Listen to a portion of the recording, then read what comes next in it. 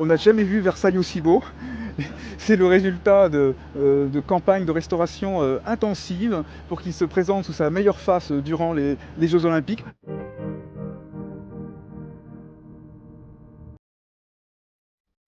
C'est depuis 2010 que le château de Versailles rêvait de faire part des Jeux Olympiques, tellement le cheval est ancré dans cette tradition versaillaise.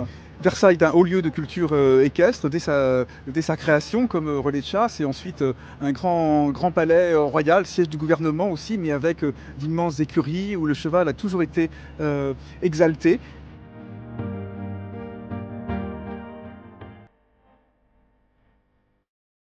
Ça fait 2 ans que les travaux sont menés d'arrache-pied ici par les équipes d'ingénieurs, de constructeurs pour reniveler le terrain, pour créer ces tribunes, prévoir des écuries, les passages des chevaux. Comme toujours, je crois que c'est au fur et à mesure du chantier qu'on se rend compte de la nature exacte des sols, de déclivités que l'on n'imaginait pas, de la façon dont il faut protéger les arbres. Autant de questions très fines qui se sont posées au fur et à mesure, mais qui ont été vraiment réglées en étroite collaboration entre les équipes des architectes des monuments historiques, entre les équipes d'ingénieurs de Paris 2024, les équipes des jardiniers du parc qui ont composé aussi le fleurissement des obstacles.